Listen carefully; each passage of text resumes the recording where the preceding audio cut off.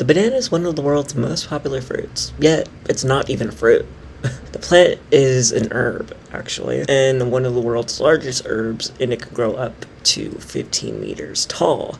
That's about 50 feet. Okay, but what's with artificial bananas? Like, they taste nothing like the grocery store banana. Like, who came up with that? Artificial banana flavoring was modeled after the Gros Michel banana, and the Gros Michel banana was the main banana used in the grocery stores from the 1890s to 1950s. 1950s? What do you mean 1950s? Like, what are you even saying?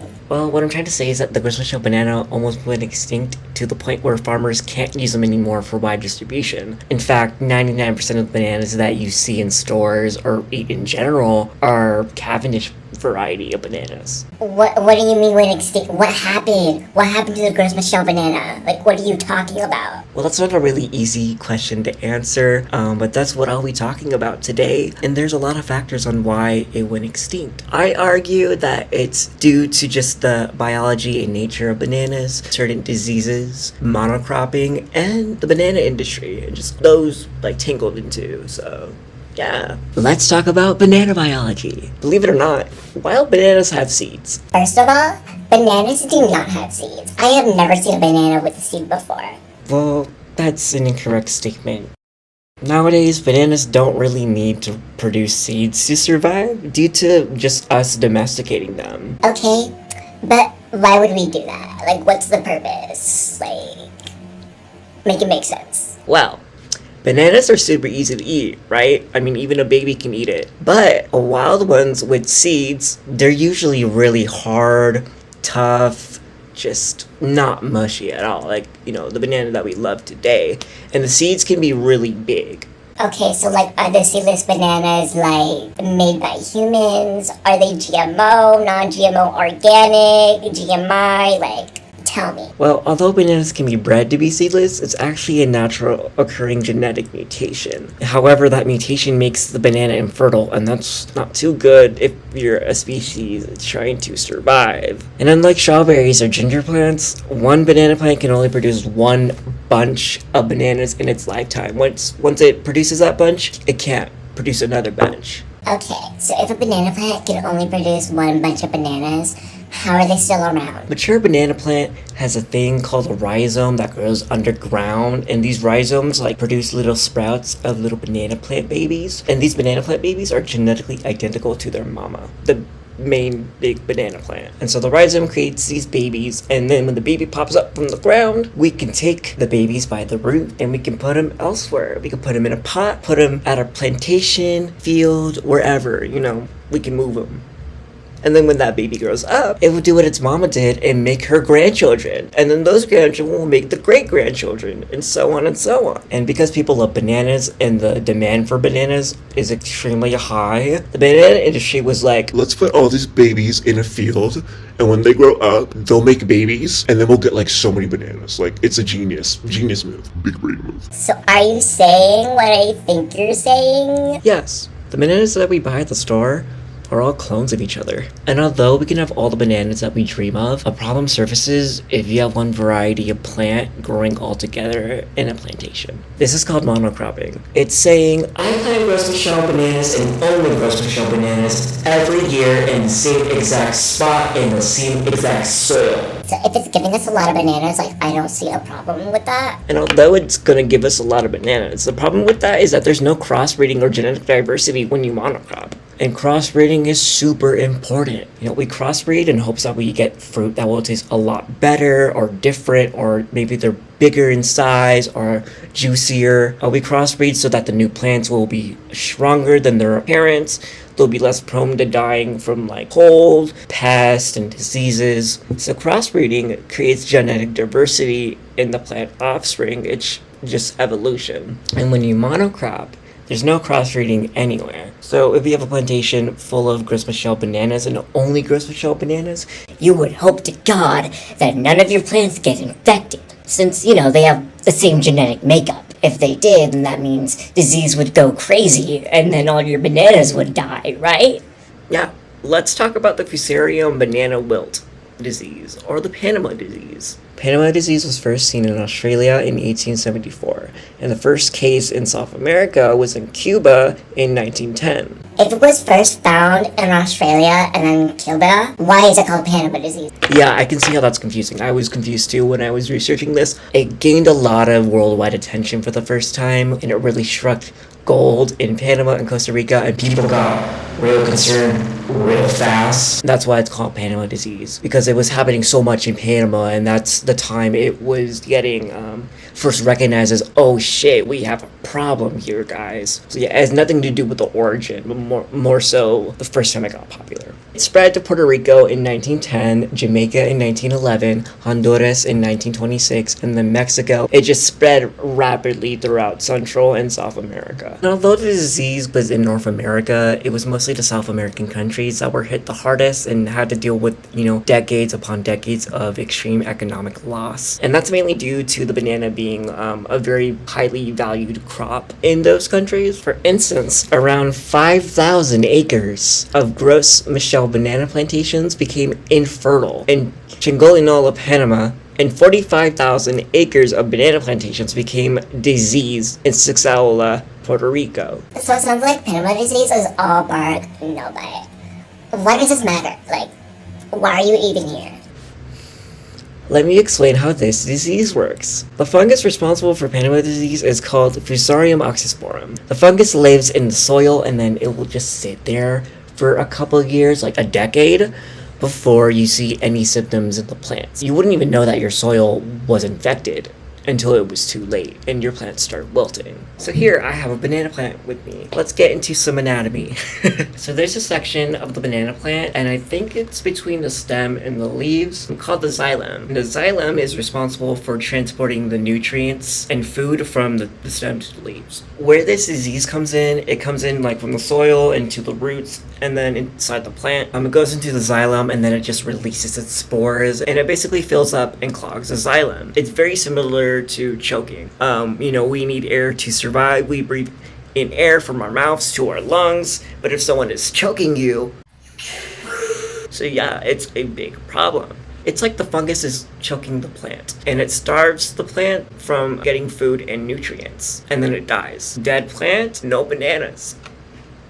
Thank you. I bet you can just kill the disease with some fungicide or insecticide or whatever they use. Recent amounts of literature on the disease have reported trouble in trying to kill the disease with fungicides. So apparently most of the popular fungicides and antifungal medications are made up of these compounds called azole compounds. And I have no idea what an azole compound is. I just know that fungicides are made up of this. And ironically, the entire genus in whole, because this doesn't just affect bananas, but it can also affect tomatoes and other plants like that. There's something about this genus that is naturally resistant to these azole compounds. Azole compounds that make up most of the fungicides and the antifungal medication that we use. So there's not much we can do in killing the disease, but we can prevent it. But we're not going to get into that for time's sake. Now, let's talk about big banana companies from the 1900s. 3 big banana companies, United Fruit, Standard Fruit, and Guatemala Fruit, got most, if not all, control of the banana market in Central America. So a monopoly. Yeah, a monopoly. So how'd they do that? United Fruits would hire influential lobbyists and give loans to governments to try to influence lawmaker decisions. So there was that bribery in a sense. They also bought majority interest in 18 shipping firms during the 1910s. So if my company is Nathan Bananas and is located in Central America, and I want to ship my Nathan Bananas to Texas, I have to go to the shipping docks or, just wherever the exports are. I would go there, and United Fruits would be like, Hey, you can't export your bananas, because we own this. Therefore, you must leave. No bananas for you in Texas. Not only that, they also took advantage of lower-income households, workers, and racial minorities in New York. They would entice them to buying bruised, overripe, and inferior bananas for cheap discount prices. What a deal! In addition, they also took advantage of the changing societal expectations of womanhood in the 1920s. What do I mean by this? Since women could vote and participated more in the labor force, they were still expected to take care of the kids and the house, all those duties. And juggling these things, it was no longer efficient for a woman to be cooking and preparing meals when she has a full-time job. She has 3 kids. She has a husband she needs to please. She has a whole house she needs to be cleaning. You can't make a meal. Not enough time to do that. Absolutely not. The banana industry and other industries as well pitch the idea of ready-to-go, ready-to-eat foods. Like the banana, you can just peel it off and eat it. What a time saver, right? United Fruits also participated in monocropping their banana plantations. 2 famous banana industry critics, Stanley and Peters, described that the cleaning of many square miles for bananas had destroyed vast amounts of original vegetation that used to be on the land. And on these banana plantations, there was no longer other vegetation of interest to these botanists except for banana plants. And since people started to get really worried about the Panama disease going crazy like in Central America, because it was going crazy in Central America, the British government and the United Fruits actually teamed up to try to create a Panama disease resistant banana. So yeah, they ran experiments. For instance, they would breed healthy looking Gros Michel banana plants from diseased soils but unfortunately that experiment didn't really go well. They would get babies, but the babies would die soon afterwards. Panama disease. So they tried again from 1925 to 1928. United Fruit scientists in Panama tried to crossbreed different banana varieties and actually produce 14 sterile hybrids with edible seedless fruit pulp. Oh my god, that's amazing. So they use those 14 hybrids to make babies and save the world? Sadly, no. United Fruits disregarded those 14 hybrids because they wanted a banana that was 1, resistant to the Panama disease, and 2, had that classic Gros Michel appearance. But, these hybrids didn't look like Gros Michel, even though they were resistant to the Panama disease. So, they concluded that, This is a waste of my time. They're not going to sell at all. So yeah, they ended these crossbreeding experiments shortly after in 1930, and they also decided to abandon several disease plantations in Central American countries in the later years. Also, Standard Fruit, the other big boy company, started to test ship disease-resistant banana varieties in the 40s and the 50s, and they loved the Cavendish banana, and they claimed that it was the greatest innovation in the history of the banana industry. Even though Standard Fruit adopted the Cavendish so early on, United Fruit stuck to their guns and had no desire at all to stop production of the Gros Michel. This was until 1959 when a new company executive replaced an old one who had been working there for a really long time, and this guy argued that Panama disease? That's costing this company millions of dollars a year. Something needs to be done about that. something was immediately done after that, and they were like, we love Cavendish. They went on the Cavendish wagon. Yeah, let's talk about how bananas are at risk for becoming endangered today. Oh my god, you're in a silly goofy mood. What do you mean? If we have bananas today, the disease must be dead, right? Unfortunately, no. This disease is still very much alive today, and there's no known cure for it yet. It has mutated a couple more times since 1874, and it's now attacking the Cavendish banana. And it's important to remember that the Cavendish banana makes up about 99% of all bananas that you see at the grocery store. This is extremely problematic, not just for people who love bananas, but for the economies of several South American countries that depend on bananas for success. So the new strain, Folk TR4, Tropical Race 4, was first discovered by Randy Plotz in 1989 after receiving a package from Taiwan. It pretty much stayed in South Asia until 20 years later in 2013 when it was reported in the Middle East in the country of Jordan. It has spread in other parts of the world like India, Africa, Europe, Australia in 2019. They even declared a public emergency, a public outbreak in Queensland, and then in South America as well. Not much we can really do here except for prevent the disease. So yeah, I hope you learned something today.